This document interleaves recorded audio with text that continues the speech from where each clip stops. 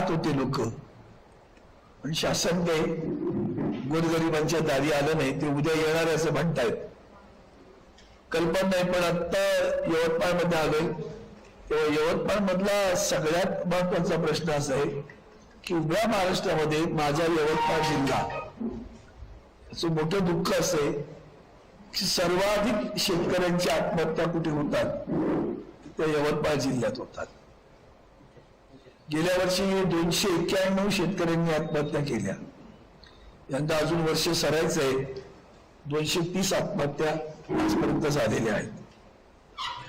दरम्यान पुन्हा एकदा शेतकऱ्यांवर पुन्हा एक संकट आवासून उभं आहे.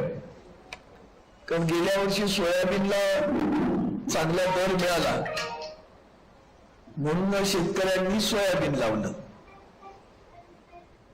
यंदा सोयाबीनचं पीक त्या दर्जाचं आलं नाही, तितक्या प्रमाणात पण आलं नाही. गेल्या वर्षी आम्ही आदरणीय उद्धवजी ठाकरे साहेब मुख्यमंत्री असताना कापसाला आम्ही 14,000 रुपयाचा भाव दिला होता. आता या सरकारनं 7,000 ते 7,500 भाव चालू असतो. शेतकऱ्यांना असं वाटलं की आज ना उद्या भाव वाढेल. काही शेतकऱ्यांनी कापूस ठेवून दिला होता, काल परवाकडे तो 6,000-6,500 दरानं द्यावा लागला. आणि म्हणून शेतकरी नाडला जातोय, पिडला जातोय. आणि देशाचे अधिक आदरणीय पंतप्रधान उत्पादन दुगुना होगा, उत्पन्न भी दुगुना होगा. मला शेतकरी दाखवायचा, तुम्ही दुगुना उत्पन्न झालेले एक शेतकरी दाखवा. आणि मग तुम्ही धादांत खोटं बोलत आम्ही MSP देतो, आम्ही MSP देतो म्हणजे काय देतो? तुम्ही सातत्याने जो सांगण्याचा प्रयत्न करताय तो तुम्ही गेल्या 10 वर्षात त्या संदर्भात कुठलंही पाऊल उचललं नाहीत. किंबहुना तुमच्याच म्हणजे कालपराकडे जे काय आरोप प्रत्यारोप त्यांनी शिर्डीत येऊन साईबाबांच्या साक्षीनं केली, ते आश्चर्याचे धक्के आहेत सगळे.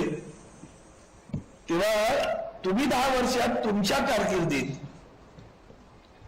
तुम्ही शेतकऱ्यांना उद्ध्वस्त करणारे कायदे आणले होते. आम्ही लोकसभेत टाहो पडत होतो, आम्ही युतीत असताना आम्ही त्यांना आवाहन करत होतो की आपण त्या शेतकऱ्यांच्या आंदोलनाच्या ठिकाणी जाऊन भेट द्या. माझं युट्यूबवर आजही भाषण तुम्ही पाहू शकता. ही शिवसेनेची भूमिका होती. तुम्ही केलं नाही. किती शेतकऱ्यांचे मृत्यू झाले त्या आंदोलनात, त्याचा आकडा आजही कोणी खातरजमा करून देऊ शकणार नाही की इतके शेतकरी, इतक्या शेतकऱ्यांचे मृत्यू त्या आंदोलनात झाले. हा भारतीय जनता पार्टीच्या सरकारला लागलेला कलंक आहे. पण तुम्ही गंजा मारता शेतकऱ्यांना, आम्ही एम देतो दोन देतो करून सुद्धा गंजा मारता. मध्ये काहीतरी 10,000 रुपयाची पुडी सोडली, 1-2 जिल्ह्यांच्या तालुक्यांमध्ये मिळाली, ते पण हप्त्याने मिळाले काही ठिकाणी. त्याने काय होतं त्यावर शेतकऱ्याचं गरीबाचं? तुम्ही मिनिमम सपोर्ट प्राइस द्यायला तयार नाही. आणि मग इतक्या आत्महत्या झाल्यानंतर शेवटी तुम्हाला शेतकऱ्यांसाठी आलेले कायदे मागे घ्यावे लागले.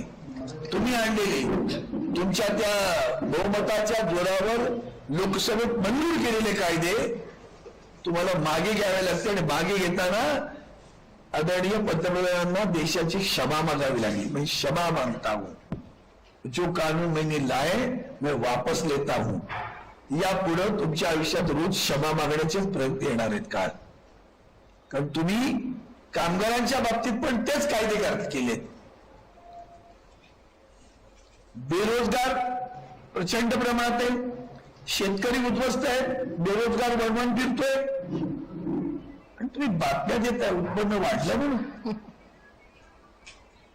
इतकं धादांत खोटं बोलू शकतात. मग उत्पन्न वाढतो, शेतकरी आत्महत्या कशाला करतो? मग तुम्हा सर्वांना आठवत असेल, एकदा त्यांनी एक मुलाखत एका महिलेची घेतली होती उत्तर भारतातील. उत्तर पूर्वातील एका महिलेला विचारलं, बहन जी कैसी है आप? ठीक हूं, अच्छी हूं. कैसी चल रही है किसानी, खेती कैसी चल रही है? अच्छी है, फसल दुगनी आई, उत्पादन दुगना हुआ.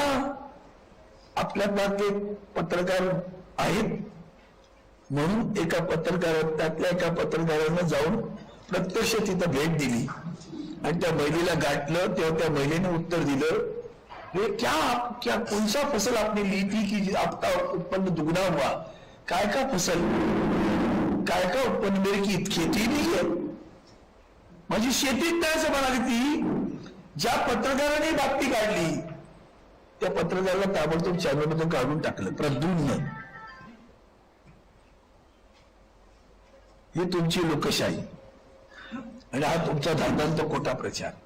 आणि म्हणून आपल्या सर्वांसाठी एवढंच सांगतो की आजचा आम्ही तिथे आलेलो प्रबोधन करण्यामध्ये ताईंनी जो पुढाकार घेतलाय तो इतका स्तुत्य आहे की ज्या पद्धतीनं बाकी विविध वर्गांवर जे काही अन्याय होत आहेत ते त्या मांडतीलच. पण मी यवतमाळ जिल्ह्यात माझा पश्चिम विदर्भाचा संपर्क नेता असल्यामुळे मला इथल्या सगळ्या विषयांची माहिती आहे. खरं तर तुम्ही काय द्यायला पाहिजे, कापसाला 14,000 7,000 कोणी कापूस आणला बरं तिकडनं? कोण उद्योगपती आहे तो कापूस आणणारा? कोणी परवाना दिला त्याला आणायला? कोणासाठी आणला? कुठल्या उद्योजकासाठी तो कापूस आणला आणि माझ्या शेतकऱ्याला मारलं तुम्ही? आयात केला कापूस, आपल्याकडे कापूस असताना आयात केला आणि यांचा भाव खाली पाडला. हे तुमचं धोरण बरं का, भारतीय जनता पार्टीचं हे शेतकऱ्यांबद्दलचं धोरण. आणि म्हणून लोक वाट पाहत आहेत. लोकशाहीच्या मुळावर तुम्ही आलेलाच आहात. आज सोयाबीन गेले, कापूस, यंदा सुद्धा कापसाची शेतकऱ्यांची वाट लागणार आहे. खरं तर कुठलाही दिलासा देणार नाही. आणि हे नवीन प्रकार, काल कोणाकडे मुंबईमध्ये रोजगार काय, हमने 34,000 रोजगार के लोकांना नियुक्ती पत्र दिलं. तर आम्ही नोकऱ्या केल्या ना, आम्ही सरकारमध्ये होतो ना. कुठले बिचारे राज्याचे मंत्री पण नाही आले तुम्हाला अपॉइंटमेंट लेटर द्यायला. त्या खात्याचं काम होतं. नोकरभरती जाहिरात करायचे, इंटरव्ह्यू घ्यायचे, लेखी परीक्षा घ्यायचे, पास झालं तर द्यायचे. आता पंतप्रधान रेल्वेच्या कर्मचाऱ्या देतात बरं का, 33 माणसं परत आणली जातात आणि नियुक्तीपत्र दिली जातात. आणि 30 माझगावसारख्या कंपनीमध्ये जिथे टेम्पररी नोकरी त्याचं पण नियुक्तीपत्र तुम्हीच देता. जनाची नाही मनाची वाटली पाहिजे रे जरा तरी. हजारो कामगार आज अक्षरशः लाखो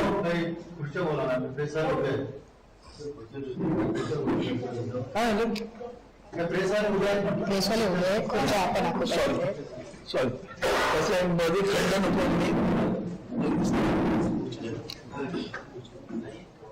व्यक्ती आणण्याचा प्रकार नको असं मला वाटतं. तर मी तो उगवतो म्हणून सांगतो. मुलाला उभं करण्यासाठी आम्ही इथे आलो. आम्ही काय शासन आपल्या दारी, तुम्ही राहा उभऱ्यावरी असलं काय आमचं काय नाही. ते या सगळ्यामधला हमीभावाचा विषय येतो, शेतकऱ्यांचा विषय येतो, रोजगारांचा विषय येतो. आज तुमच्या अनेक बँकांमधले कर्मचारी, कंपन्यांमधले कर्मचारी, विमा कंपन्यांमधले कर्मचारी, टेलिकॉममधले कर्मचारी सगळे कंत्राटी पद्धतीवर काम करतात. सारं कंत्राटीकरण सुरू आहे. अतिरेकी खाजगीकरण, अतिरेकी कंत्राटीकरण. आणि आम्ही शाश्वताकडून अशाश्वताकडे आपली वाटचाल सुरू आहे. त्यामुळे या साठी आज आम्ही इथं आलो. आदरणीय पक्षप्रमुख उद्धवजी ठाकरे साहेब यांनी त्यांच्या 2-2.5 वर्षाच्या काळामध्ये कोविड सारख्या महाभयंकर संकटामध्ये, जागतिक संकटामध्ये आणि मुंबई सारख्या घनिष्ठ वस्त्यांमध्ये लोकांचे प्राण टोकाला भूमिका घेऊन, फोकस करून, लक्ष देऊन वाचवले. त्याचं कौतुक वर्ल्ड हेल्थ ऑर्गनायझेशनने केलं, त्याचं कौतुक सर्वोच्च न्यायालयानं केलं, त्याचं कौतुक नीती आयोगानं केलं नाही फक्त भारतीय जनता पार्टी. तेव्हा ते उपद्रवचे काय करतायत ते करू द्या त्यांना. पण प्राण वाचवणारे उद्धवजी ठाकरे साहेब महाराष्ट्राचे कुटुंब प्रमुख झाले. म्हणून महाराष्ट्रातला शेतकरी, कामगार, कष्टकरी आजही त्यांच्याकडे कुटुंब प्रमुख या नात्याने पाहतो, आस्थेने पाहतोय. आणि आमच्या युवा नेत्या आदित्यजी ठाकरेंनी तर उभ्या महाराष्ट्रात जोरदार धडक मारली, त्याचाही धसका यांनी बराच घेतलेला आहे. आणि म्हणून या निमित्ताने एवढंच सांगेन, दरवाजात येणारच असाल तर दिलासा तरी द्या. दिलासा देता येत नसेल तरी तमाशे थांबवा. आता माझ्याकडे शेवटचं सांगतो की तुमच्या या कार्यक्रमांना येण्यासाठी सरकारी शासकीय कर्मचाऱ्यांवर सक्ती केली जाते आणि प्रत्येकाने किती किती लोक आणली पाहिजेत त्याचा लाभार्थ्यांची संख्या दिली आहे. आणि खाली काय, आपणास नेमून दिलेल्या कर्तव्यात कसूर, नेमून दिलेल्या कामाची जबाबदारी पार पाडली नसल्यास आपणाविरुद्ध महाराष्ट्र नागरी सेवा वर्तवणूक नियम 1971 अन्वये महाराष्ट्र नगर परिषदा, नगरपंचायती, औद्योगिक नागरी नियम 1965 नुसार कारवाई करण्यात येईल याची गांभीर्याने नोंद घ्यावी. वा वा, तुमच्या कार्यक्रमांना उपस्थित राहण्यासाठी सरकारी कर्मचाऱ्यांवर दिलेली ही सक्ती. मग तुम्ही आतापर्यंत 3 वेळा जे रद्द केले त्याचा खर्च झाला, मंडपासहित जेवणा खावण्याचा खर्च झाला, त्याची जबाबदारी कोणाची? मग तुमच्यावर का कारवाई होऊ नये? तुम्ही 3 वेळा रद्द केला तर तुमच्यावर पण कारवाई व्हायला पाहिजे. ज्याच्या वेळा कार्यक्रम असं विविध खात्यांना, प्रत्येक खात्याला असं पत्र दिलंय बरं का, आणि म्हणून ती उपस्थिती कशी करावी त्यासाठी सक्ती केली जाते. शिवभोजन योजनेतल्या महिलांना किंवा जे कोण चालवते त्यांना चालू सांगितलं जाते तुम्ही एवढ्या एवढ्या थाळ्या मोफत द्या, भोजन मोफत द्या. मग ते काय, त्या लोकांनी काही मला वाटलं नाही म्हणून सांगितलं, आता एक काम करा, बिस्किट द्या, पैसे देणार नाही. शिवभोजन दिलं ना तुम्हाला, उपकार करतो बरं का आम्ही. ही भूमिका आहे सरकारची. त्या शिवभोजनच्या योजनेमध्ये गोरगरिबांना स्वस्तात जेवण मिळावं ही भूमिका कोविड काळापासून आदरणीय उद्धवजींनी सुरू केलेली ती योजना आहे. अशा अनेक योजना आहेत त्या केंद्रापासून खाली राज्यापर्यंत यांनी स्थगिती दिली. आता त्याला कोर्टानं तमाशा लावला त्यांना. त्यामुळे आजच्या या परिषदेने आपल्याला विनंती करतो की हे जे विषय आहेत ते विषय सोडून अन्य विषयांकडे कसं न्यावं याचं कौशल्य असलेले, कौशल्य विकास असलेला एक सरकार आहे. त्याचं कौशल्य हेच आहे, हा कौशल्य विकास आहे त्यांचा. कुठल्याही मूळ विषयापासून दुसरीकडे कसं घेऊन जायचं आणि लोकांना भावनिक कसं गुंतवायचं. शेतकऱ्याच्या आत्महत्येवर बोलायचं नाही, शेतमालाच्या भावाबद्दल बोलायचं नाही, बेरोजगाराबद्दल बोलायचं नाही, महिलांवरच्या अत्याचारावर बोलायचं नाही. बोलायचं कशावर? देश कसा दुभंगला जाईल अशा विषयांवर. म्हणून आपल्याकडनं ही अपेक्षा करतो, उद्या चर्चा असा कार्यक्रम आमच्या उद्धवजींनी सुरू केला, तो गावागावात जाऊन आमचे सैनिक सर्वसामान्य नागरिकांना, शेतकऱ्यांना भेटतायत आणि त्यामध्ये आम्हाला इत्तमभूत माहिती मिळते. त्यांचा रोष लक्षात येतोय. म्हणूनच यांचं धाडस कुठल्याही निवडणुका घेण्याचं होत नाही. एवढं त्या निमित्ताने सांगतो, थांबतो. मी आदरणीय आमच्या ताईंना 2 मिनिटं बोलू दे, मग तुम्ही प्रश्न विचारा अशी विनंती करतो. नमस्कार. यवतमाळ जिल्ह्यातल्या सर्व डिजिटल आणि प्रिंट माध्यमांच्या पत्रकार बांधवांचे मनपूर्वक स्वागत. नेते अरविंद भाईंनी एक भूमिका आपल्या समोर विशद केली. महाप्रबोधन पर्व 2 सुरू झालेलं आहे. पर्व 2 ची उद्घाटकीय सभा नागपूरमध्ये संपन्न झाली आणि त्यानंतरचा जो दौरा आमचा पश्चिम विदर्भात होत आहे त्यातली एक महत्वपूर्ण सभा आज यवतमाळ जिल्ह्यात अर्थात नेरमध्ये संपन्न होती. ही पत्रकार परिषद घेताना हेही आम्ही स्पष्ट केले पाहिजे की आजच्या सभेची तारीख ही खूप आधी आम्ही निश्चित केलेली होती. त्यामुळे एकीकडे मराठा आरक्षणाचं वातावरण तापलेलं असताना आम्हाला याची जाणीव आहे की आमचा सगळा मराठा बांधव हा प्रचंड ताकदीने सरकारकडे काही मागण्या करत आहे. या पत्रकार परिषदेच्या निमित्ताने आम्ही हेही आवाहन करू इच्छितो सगळ्याच मराठा बांधवांच्यासाठी, कारण ज्या पद्धतीने आत्महत्या किंवा वेगवेगळ्या बातम्या येत आहेत, आत्महत्या हे कुठल्याही प्रश्नाचं उत्तर असू शकत नाही. त्यामुळे मराठा बांधवांनी हे अगतिक पाऊल न उचलता शासन दरबारी एक विधिवत लढा देणं जास्त गरजेचं आहे आणि तो विधिवत लढा सुरू आहे. अशा पद्धतीने आपण सगळे मराठा भाऊ हे आमच्यासाठी, आपल्या सगळ्या कुटुंब आणि आप्तस्वकीयांच्यासाठी आपला जीव खूप मूल्यवान आहे.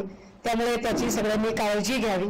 सोबतच आमचं सरकारलाही हे जरी आम्ही यवतमाळमध्ये असू तरी आवाहन असेल की मनोज जरांगे यांच्या प्रकृतीची चिंता करत, कारण आम्ही तोडगा काढणार असं म्हणणारे शिंदे साहेब आणि एकूण सरकारमधले लोक हे ज्या पद्धतीने बोलत आहेत, मध्ये 40 दिवसांचा वेळ त्यांना दिलेला होता, पण त्या 40 दिवसामध्ये त्यांनी एकदाही ना मनोज जरांगे ना त्यांच्या वतीने त्यांच्या कुठल्याही समितीतल्या लोकांना चर्चेसाठी बोलावले, ना कुठली काही पावले उचलत आहेत असे चित्र दाखवले. सो मराठा विरुद्ध ओबीसी असा वाद जाणीवपूर्वक चिघळवण्याचा प्रयत्न सरकारने करू नये, हे मी फार जबाबदारीने सांगते. कारण सरकारने आधी सगळे प्रयत्न केले हिंदू विरुद्ध मुस्लिम असा वाद लावण्याचे, मात्र मुस्लिमांच्या सामंजस्याच्या भूमिकेमुळे मुस्लिमांनी कुठल्याही प्रतिक्रिया दिलेली नाही. शोधायचा प्रयत्न केला ओबीसी असं काहीतरी लावून द्यायचा, कारण सरकार म्हणून त्यांची भूमिका ही संपूर्ण राज्याच्या पालकत्वाची भूमिका असली पाहिजे, ही अपेक्षा आम्ही या निमित्ताने व्यक्त करतो. सोबतच आजची महाप्रबोधन सभा जिथे होतीये तिथे मला याची कल्पना आहे की एकेकाळी आमच्या पक्षात असणारे श्रीयुत संजय राठोड ज्यांचा तो भाग आहे जिथे आम्ही आज सभा करत आहोत, लोकसभेचा एरिया बघत असताना आमच्याकडच्या खासदार असणाऱ्या आणि आता श्रीयुत मोदीजी यांच्या बहीणबाई नव्याने झालेल्या भावना गवळी याही इकडच्या लोकप्रतिनिधी, या सगळ्या सिनेरिओमध्ये एक काय म्हणता येईल त्याला व्हाईट गोल्ड सिटी किंवा कॉटन सिटी, या कॉटन सिटीमध्ये आम्ही आजची सभा जेव्हा घेत आहोत तेव्हा इथली बेरोजगारी, इथल्या शेतीमातीचे प्रश्न, इथला कापसाचा जो कमी होत चाललेला पेरा आहे, कापसाखालचं जे क्षेत्र आहे ते क्षेत्र कमी होत ते सोयाबीनकडे वळवणं आणि एकूण 22 जिल्ह्यातला दुष्काळ, अशा सगळ्या पार्श्वभूमीवर आजची ही सभा संपन्न होत आहे. या सभेमध्ये आम्हाला एकूण राज्यातल्या राजकीय, सामाजिक आणि सांस्कृतिक प्रश्नांचे पूर्णतः भान आहे, त्याचे गांभीर्य आहे. सोबतच अजून एक गोष्ट नमूद केली पाहिजे. काल कुठल्याशा मुलाखतीमध्ये सन्माननीय उपमुख्यमंत्री देवेंद्रजी असं म्हणाले की असं कोणी व्हिडिओ वगैरे पोस्ट करून येत नसतो सत्तेमध्ये, त्यामुळे त्याचं काही फार गांभीर्यानं घेऊ नये, कुणी मनावर घेऊ नये असं ते म्हणाले. मला ते ऐकताना फार मजेशीर वाटलं. कोण गांभीर्यानं घेत आहे? जर व्हिडिओ पोस्ट केल्यावर त्याचं फार गांभीर्य असू नये असं जर उपमुख्यमंत्र्यांना वाटत असेल तर मुळात तो व्हिडिओ आम्ही म्हणजे काँग्रेसने, राष्ट्रवादीने, शिवसेनेने किंवा इतर कुठल्या पक्षांनी तो पोस्ट केला नाही, तर तो तुमच्याच कोर टीमने पोस्ट केला होता. आणि तो पोस्ट करताना जर त्यांना असं वाटत असेल की याने काही फरक पडत नसतो, असं काही पोस्ट केल्याने फरक पडत नसतो, तर डिलीट केल्याने काय फरक पडतो? मग उपमुख्यमंत्र्यांनी तो व्हिडिओ डिलीट का केला? उपमुख्यमंत्र्यांना मी पुन्हा म्हणेल की उपमुख्यमंत्र्यांना असा कोणाचा फोन आला होता का, दिल्लीतनं काही दबाव आले होते का, 55 मिनिटात असं काही घडलं होतं का की तातडीने मी पुन्हा येईन म्हटलं आणि लगेचच पुन्हा जाईल असं करत तो व्हिडिओ डिलीटही करून टाकला. सो एकूण महाराष्ट्रामध्ये इतके महत्वाचे प्रश्न असताना हा येईन जाईनचा जो खेळ आहे, हा येईन जाईनचा खेळ तुम्ही नंतर खेळत बसा. आधी महाराष्ट्रातला आरक्षणाचा प्रश्न असेल, शेतीमातीचा प्रश्न असेल, 22 जिल्ह्यातल्या दुष्काळाचा प्रश्न असेल, 1 रुपयामध्ये आपण पीक विमा देणार होता त्या पीक विम्याचं काय झालं तो प्रश्न असेल, हे सगळे प्रश्न कधी मार्गी लागणार आहेत यावरती त्यांनी जास्त बोलणं आम्हाला अपेक्षित आहे.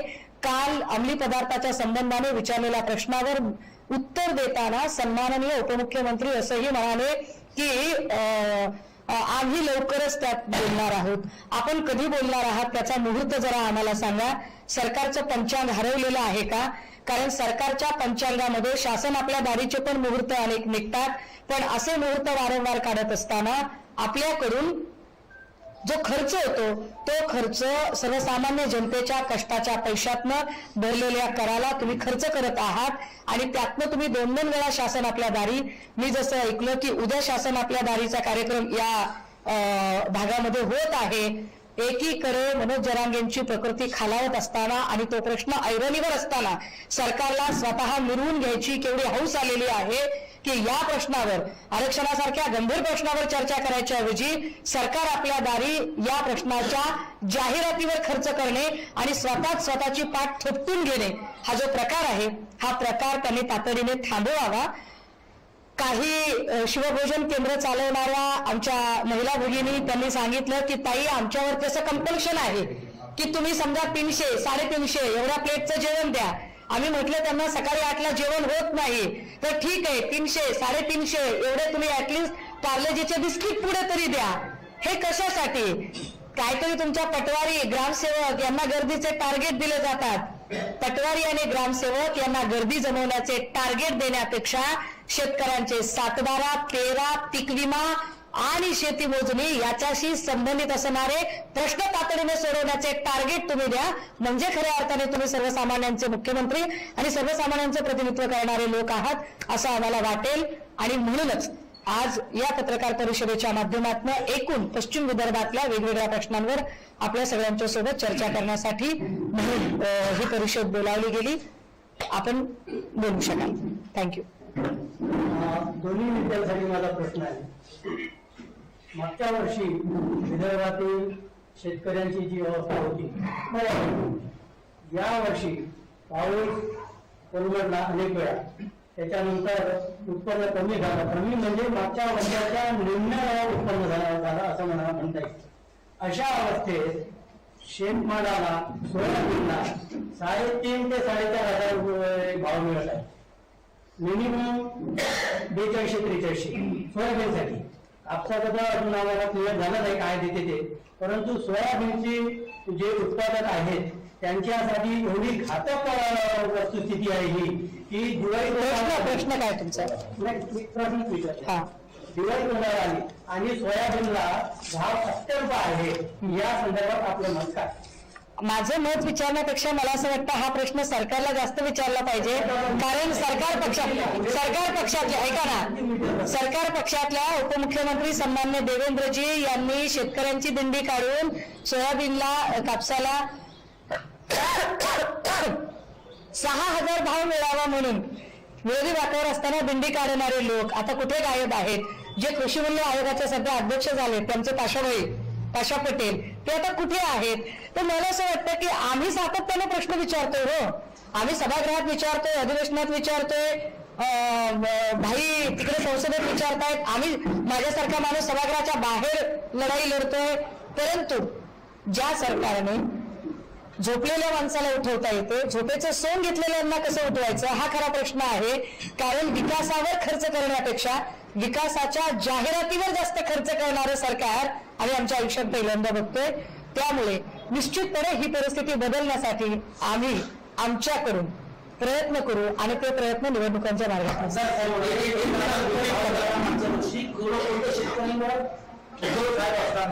मागच्या वर्षी कधीच भाव वाढत गेल्या वर्षी कापसाला कधी भाव वाढत मिळालं मागच्या वर्षीचा नाही, वर्षी मिळाला नाही, याही वर्षी मागच्या वर्षी तेच होते. हेच आहेत आता 1.5 वर्ष झालीच आहे ना. मागच्या वर्षी जून मध्ये आले, मागच्या वर्षीची शेती जूनच्या नंतरच ना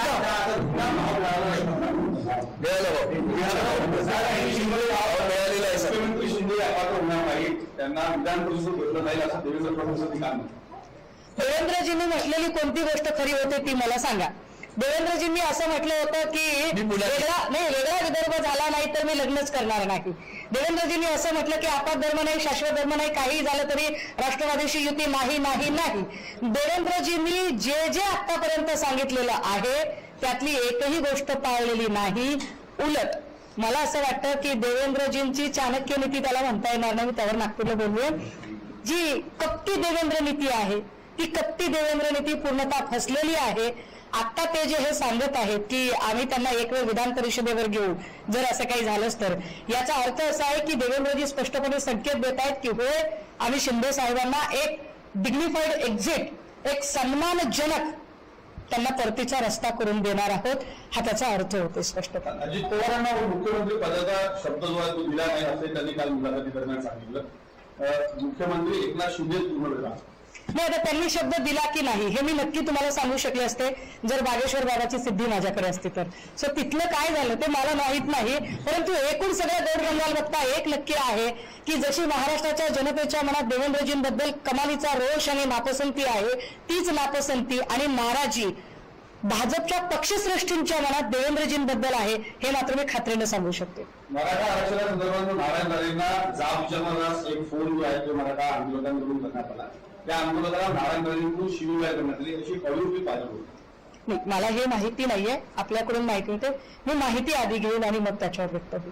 काही सनातन धर्म संपविणाऱ्यांची उद्धव ठाकरेंनी युती केली, त्यामुळे त्यांना 420 व्होल्टचा शॉक देऊन जाळून टाकण्यात यावं अशी टीका बावनकुळेंनी केली. त्यांना सनातन म्हणजे काय, त्यांना सनातनाची व्याख्या एकदा सांगायला सांगा. सनातनामध्ये मुफ्ती अहमद सय्यद बरोबर सरकार स्थापना सनातन मध्ये आहे. हिंदुत्वाला न मानणाऱ्या नेत्यांबरोबर बिहारमध्ये सरकार स्थापन करणं ही सुद्धा सनातन मध्ये आहे. AIADMK बरोबर सुद्धा मैत्री करणं हे सनातन मध्ये आहे. आमच्या DNA मध्ये त्यांचा आणि आमचा DNA एकच आहे असं जेव्हा सांगतात नागपूरकर, तेव्हा DNA मध्ये एकच जर असेल तर मग सनातन धर्म कोणता वेगळा आहे तो पण त्यांनी सांगावा. आणि मुळात बावनकुळे ओबीसी आहेत म्हणून बावनकुळेंना ज्या पद्धतीने देवेंद्रजी आणि टीम देवेंद्र सगळी साईडलाईन करायला बघते, ही सुद्धा सनातनचीच प्रवृत्ती आहे.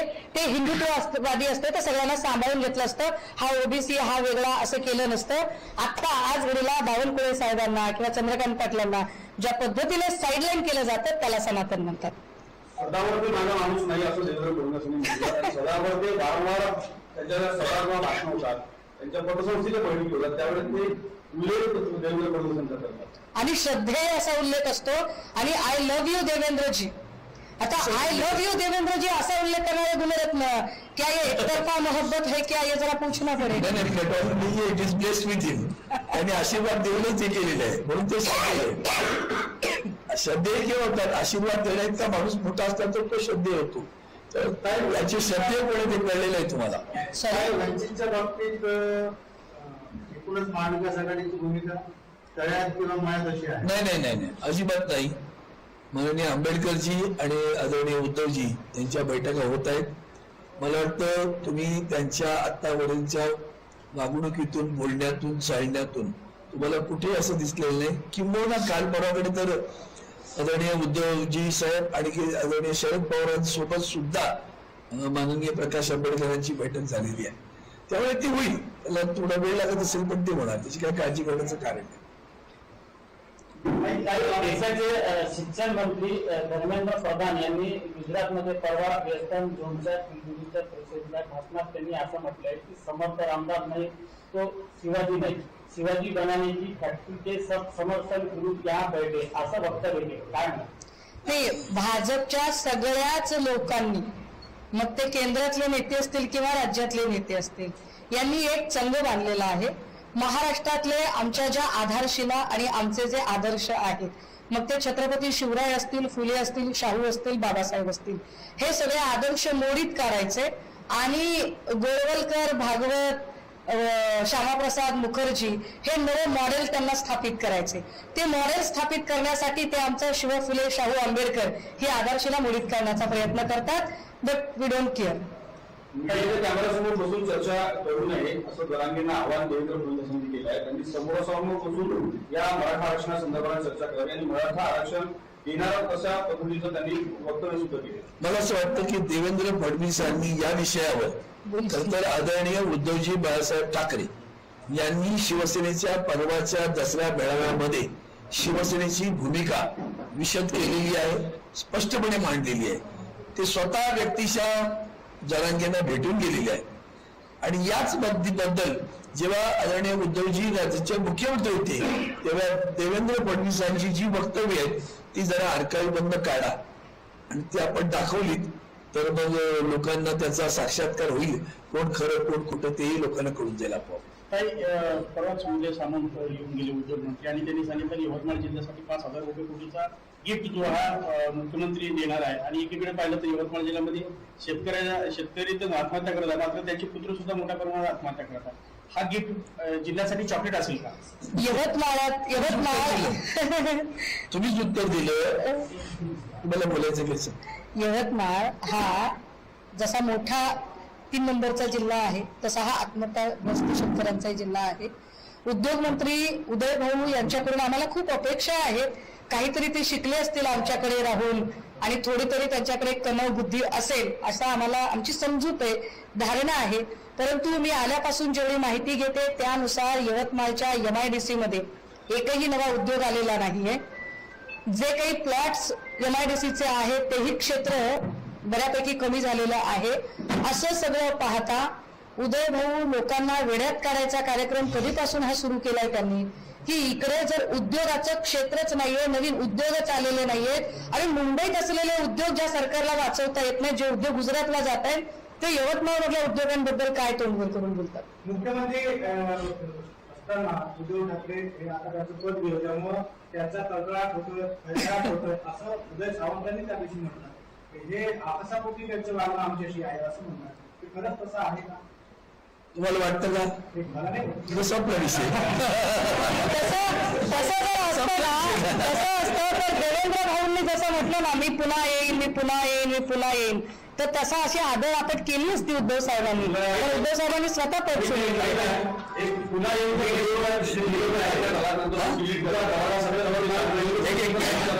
मिनिट त्यांचा प्रश्न होता. सतत दौरा सुरू आहे तुमचा आणि शिवसेनेकडे सांगितलं जातं की यांना सबक शिकवायचं आहे लोकांना, तर ही जागा शिवसेना उद्धव ठाकरे या दोघांनी वर 2 खाली 2 असे सगळीकडे 2-2च आहेत ना. ते नाही पण जागा वरती पण 2 आहेत, बाहेर 2 आहेत, इकडे मला कळतंय इथे पण 2 आहेत. शिवसेनाच शिवसेनेचा भगवा इथे पडगडा. शिवसेना इंडिया लक्षात ठेवा, इंडियाचा झेंडा. राज्यात संपूर्ण मराठा बांधव आक्रमक झालेला आजपासून या गावात चालू आहे असं आरोग्यमंत्री तानाजी सावंत यांनी हा प्रश्न येत्या 2 दिवसात सुटणार असल्याचं म्हटलं. काय सांगता? खेकडा कुठे विचारला? खेकडा कुठे ज्यांना विचारला? खेकड्याबद्दल कळत नाही, हाफकिन बद्दल कळत नाही, ज्यांना संसर्गजन्य आणि साथीच्या रोगातला नाही, फरक कळत खेकडा कुठे नाही, एवढं- त्यांनी आरक्षणासारख्या प्रश्नावर बोलू नये. म्हणजे येथे पाहिजे अज्ञानी तेरा दबाळ्याचे काम नव्हे, हे तानाजी सावंतांनी बोलू नये. काही ट्विटरवर व्हिडिओ टाकला आम्ही पुन्हा येईनचा, त्या व्हिडिओ थोड्या वेळात डिलीट झाला. त्यानंतर त्या व्हिडिओवर देवेंद्र फडणवीसांनी विचारलं होतं, त्यांनी सांगितलं की व्हिडिओ टाकून कोणी मुख्यमंत्री होत नाही. मुख्यमंत्री एकनाथ शिंदे टाकलं. मूळ मुद्दा असा आहे ना, ती जेव्हा टाकली होती माझं बाईट बघा काय म्हटलं. मी त्यांना असं म्हटलं, याचा अर्थ एकनाथ शिंदे घरी जात आहेत, दुसरा अर्थ अजित पवार मुख्यमंत्री होत नाही, आणि तिसरा अर्थ पुन्हा एकदा त्यांनी ते डिलीट करून महाराष्ट्राचा विनोद केला. ते महाराष्ट्राचा विनोद आहे, तो पुन्हा येईल. हा एक विनोद ते सातत्याने करत राहणार, त्यांचे आयुष्यभर तो बोलत राहावं लागणार त्या. खासगीकरणाने कंत्राटीकरणाच्या संदर्भात उपस्थित केला. पासून कंत्राटीकरणाची पद्धत सुरू झालेली, त्यामुळे तुम्हाला माहिती असेल की आपल्याकडे औषध कर्मचारी भरती प्रक्रिया सुरू झाली होती. ती आज पण आहे, ती प्रशासनापासूनही आली. त्यानंतरचा मुद्दा असा, आपण IAS केडरमध्ये जे IAS नाहीत अशा लोकांची भरती प्रक्रिया सुरू झाली. आताही गेल्या 2 महिन्यापूर्वी 94 लोकांची लिस्ट केंद्र सरकारनं जाहीर केली आहे. ही परिस्थिती जर केंद्रात असेल तर उद्या जर हे राज्यात आली, या बेरोजगारांचं प्रश्न किंवा दिल्लीमध्ये जे पुढे IAS करत नाही किंवा IPS करत नाही, यांचं मी पहिल्यांदा तुम्हाला धन्यवाद देतो. खर तर मला तो मनापासून तुमचा प्रश्न झाला असेल तर मी उत्तर देतो. दुर्दैव आहे देशाचे, पूर्वी कंत्राटीकरण नव्हतं असं कोणी म्हणणार नाही. कालमर्यादेत ते संपायचं. अनेकदा कंत्राटी कामगारांना नियमित केलं जायचं. आत्ता आम्ही काय केलं तुमच्या माहितीसाठी सांगतो. सरकारी नोकऱ्यांसाठी 22 कोटी काही आहे अजून इतके अर्ज आले. हा शासनानं लोकसभेच्या सभागृहात दिलेलं उत्तर तुम्हाला सांगतोय. 22 कोटी अर्ज आणि 8 लाख आणि वरती काही आकडा आहे, एवढ्या लोकांना नोकऱ्या मिळाल्या. त्या नोकऱ्या 22 कोटीचा त्याच्या प्रमाणात पाहिलं तर 0.33% लोकांना सरकारनं नोकऱ्या दिल्या. आता युपीएससी एमपीएससी हा विषय जरा बाजूला घेऊन दुसरा विषय सांगतो. मग असाच प्रकार उद्योग किती बंद पडले? 5,05,091 उद्योग बंद पडले. 5,05,091 उद्योग बंद पडले यांच्या धोरणातनं. काही कोविडमध्ये बंद पडले, काही नंतरही बंद पडले. याच्याबरोबर नुसतं ऑटोमोबाईल सेक्टर मधल्या जीएम मोटर्स पासून सगळ्या कंपन्या गेल्या, त्या एकाच सेक्टर मधल्या नुसत्या त्याच्यामध्ये 64,000 लोक बेकार झाली. आता या सगळ्याचा तुम्ही पाहिल्यानंतर दुसऱ्या बाजूला आणखीन काय प्रताप केला आम्ही, म्हणून मला मी जे बनवतो अतिरेकी मी असा शब्द वापरला. खाजगीकरणाला विरोध नाही, पण अतिरेकी खाजगीकरण त्याचे परिणाम काय झाले तर स्वर्गीय इंदिरा गांधी आणि त्याच्या पूर्व काळामध्ये या सगळ्या खाजगी कंपन्या होत्या, पेट्रोलियम कंपन्या, बर्मा शेल, एसओ अशी त्यांची नावं होती, त्या सगळ्या सार्वजनिक उपक्रमामध्ये त्यांचं रूपांतर केलं. बँकांचं केलं, माननीय त्या स्वर्गीय इंदिरा गांधींच्या काळात झालं. इन्शुरन्स कंपन्यांचं केलं गेलं. हे सगळे सार्वजनिक उपक्रम झाले. 2 विषय त्याच्यामध्ये हेतू होते की या सगळ्या बँका गावागावात पोहोचल्या पाहिजेत, लोकांपर्यंत पोहोचल्या पाहिजे आणि दुसऱ्या बाजूला रोजगार उपलब्ध झाला पाहिजे. सरकारच्या योजना तळागाळात पोहोचण्यासाठी ह्या सगळे सार्वजनिक उपक्रम उभे केले. ते माननीय द ग्रेट विश्वगुरु पंतप्रधान नरेंद्र मोदीजींनी बंद पाडले. तुम्ही बीएसएनएलचा टेलिफोन वापरत होता, आता काय बीएसएनएलची अवस्था कमी काय उद्ध्वस्त आहे. एमटेलची अवस्था उद्ध्वस्त केली. कोणी केली? 2014ला तुमचं सरकार येण्यापूर्वी तुम्ही 2G 3G स्कॅम असा आरोप करून संबंध पार्लमेंटचं सेशन सत्र चालवू दिलं नाही महिनाभर. आता बोलतात ना वर तोंड करून त्यांना आठवण करून देत जा. तुम्ही तर महिनाभर पार्लमेंटचं सत्र चालू दिलं नाही, एक शब्द बोलू दिला नाही सभागृहामध्ये. आणि त्यावेळेला एवढं 2G 3G स्कॅम झालं, त्या स्कॅमचे पुरावे केले आम्ही होतो बरोबर. 1 लाख करोड रुपयाचं नुकसान हा सगळा आभासी होतं बरं काही. आणि मग ज्यांच्यावर आरोप केले ते ए राजा, कनिमोजी आणि दयानिधी मारन हे सगळे जेलमधून सुटले आणि पुन्हा निवडून येऊन लोकसभेत बसले. त्यात ए राजा तर तालिकेवर बसतात. आणि म्हणून तुम्हाला सांगतो की या सगळ्या भ्रामातनं भारतीय जनता पार्टीने सत्ता मिळवली. 2014 तुम्ही आलात, मग एमटीएल बीएसएलचं का नाही तुम्ही केलं विकास? मग मी स्वतः त्यांची नेतृत्व करतो, तुम्ही विचारलं मग थोडस अधिकच बोलतो. मी स्वतः माननीय पंतप्रधानांना पत्र लिहिलं आणि ITI इंडियन टेलिकॉम इंडस्ट्रीची मॅन्युफॅक्चर करून ती इन्स्ट्रुमेंट, टेलिफोन इन्स्ट्रुमेंट आपला जो घरात खोका आहे तो डायलिंगचा किंवा बटनाचा तो करणारी कोण इंडियन टेलिकॉम इंडस्ट्री आहे ती बंद पडली. मी त्यांना म्हटलं तुम्ही आता हे सगळं डिजिटल इंडियामध्ये मोबाईल आलेले आहेत, आणखीन काही कॉम्प्युटर, त्या कंपन्यांना कन्व्हर्जन करून हे उत्पादन त्यांच्याकडनं घ्या. माणसं आहेतच, मॅनपॉवर इज एक्झिस्टिंग. तुम्ही थोडं फायनान्शियल करा. नाही केलं. मग जेव्हा हे आलं तेव्हा नेमकं आपलं चायना बरोबर आपलं वितुष्ट निर्माण झालं. त्यातून त्यांनी चायनाबरोबर ट्रेडिंग थांबवलं. ते थांबल्यानंतर जेव्हा 4G 5G साठी बीएसएनएल इंटेलिजन्सने अर्ज केला होता, टेंडर काढलं, ते टेंडर काढून टेंडर फायनल झालं ते चायनीज कंपनीला मिळालं. मग सांगितलं नाही तिकडनं घ्यायचं नाही, वितुष्ट निर्माण झालंय. मग मी पुन्हा अर्ज केला तर आत्मनिर्भर भारत. बरं आत्मनिर्भर झाल्यासारखी आनंदाची गोष्ट नाही, पण जी गोष्ट या देशात मॅन्युफॅक्चरच होत नाही, 4G 5Gचं इक्विपमेंट मॅन्युफॅक्चर होत नाही, तुम्ही परदेशातून घ्यायला बीएसएनएल अलाव करा. नाही केलं. मित्राचा 5G आला बरं का, मित्राचा 5G आला. मित्राचा 5G कुठून आला? तोही चायनात आला ना. तो कसा आला तेही विचारायला कधीतरी. मित्राचा 5G कुठून आला? आणि मग बीएसएनएलला बांधण्याचं काम. त्यामुळे लाखो लोक, 4 लाख लोक बीएसएनएल एमटीएल मध्ये 4 ते 4.5 लाख लोक नोकऱ्या करत होते. कोणी बुडवलं? आणि मग आता काय करायचं? तर तुम्ही जवानांना सुद्धा अग्निवीर करून टाकलं. पेन्शन द्यायची नाहीये तुम्हाला. 4 बरस काम करू बाद में जाऊ. म्हणून आता पोलीस भरती सुद्धा कंत्राटी करायला हे निघाले होते. म्हणजे ज्यांनी आपली सुरक्षा करायची तो असुरक्षित नोकरीच्या बाबतीत पोलीस मग गदारोळ उडाला.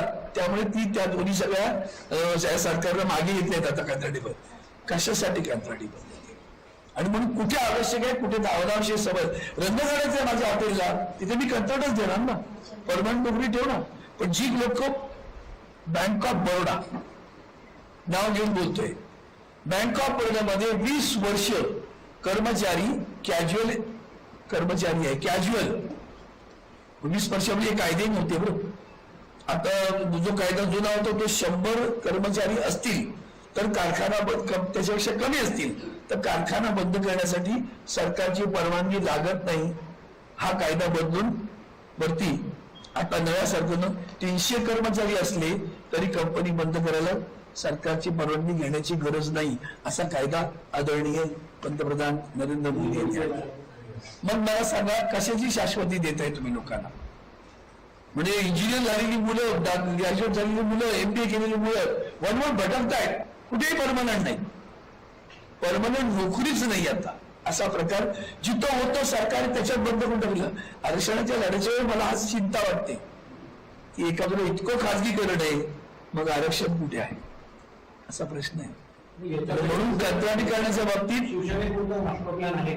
माझ्या मी सभागृहात आता इतकं बऱ्यापैकी जास्त बोलतोय मला मग विस्तृत बोलतोय. माझ्या सगळं प्लॅन आहे मी त्यांना दिलं, तुम्ही करायला तयार नाही आहात म्हणून सांगितलं तुम्हाला. कॉन्ट्रॅक्टी कुठे गेलं? जे सरकार आर्मीमध्ये जर कंत्राटी पद्धतीने आणत असतील तर त्या सरकारबद्दल इतरबद्दल काय बोलण्याची गरज आहे का? त्यांनी तर सांगितलं 25 लाख देणार कोणाला 25 करणार 4 वर्षात? त्याला 25 लाख रुपये सरकार आणि जीआर दाखवा, मला जीआर दाखवा. हे सगळं सांगतो तुम्हाला. हाच तर खरा प्रकार आहे ना आयुष्यभर. मगाशी मला वाटतं ताई बोलल्या ते बोललेली कुठली गोष्ट खरी असते.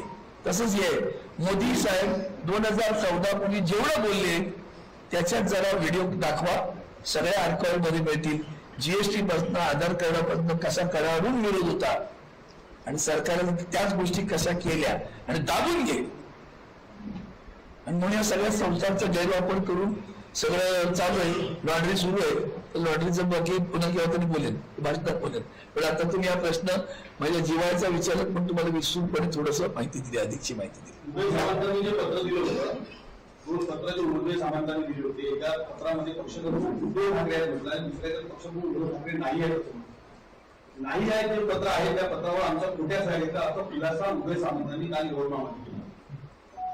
कल्पना मला पत्रही नाही माहिती, कशा संदर्भात आहे तेही माहिती नाही. विधानसभा अध्यक्ष पहिली गोष्ट एक लक्षात ठेवायला, लबाडांचं जे असतं ना ते आता लांडग्याच्या अवताराला जाऊ नये असं म्हणतात तसं ते यांचे आयुष्यात त्यांना एवढंच विचार तुम्ही खरं कधी बोलता एवढं विचारा. त्याच्या प्रत्येकाला बरं एक नाही मी त्याच्या आपण बरं भेदभाव पण नाही करणार. त्याच्या प्रत्येकाला विचार तुम्ही खरं कधी बोलता एवढंच विचारा. एक प्रश्न बस. विजेचा जो प्रश्न आहे MSCBचा शेतकऱ्यांसाठी आणि रबी आता MSCB वीज वितरण तर हे फक्त 8 दिवसामध्ये 3 दिवस लाईट मिळते दिवसा. आता अदानी जाईल ना तो कोळसा पण आणायला पोच गेला होता ऑस्ट्रेलियाला. हे तर दुर्दैव आहे. त्या संदर्भात सुद्धा आमची मंडळी आंदोलन करतायत. शेतकऱ्यांसाठी करायचं काय? दरवाजा तुमच्या नवीन आलेत आता उद्या येत आहेत त्यांना विचारा वीज कधी देणार मग. केंद्र सरकारनं म्हटलं आहे 40% विजेचे उत्पादन आम्ही सूर्यवरून दिलेलं आहे. मग शेतकऱ्याला वीज करायला मिळत तेच उत्तर द्यायला शेतकऱ्याला वीज करायला वीज करायला मिळत विचारायला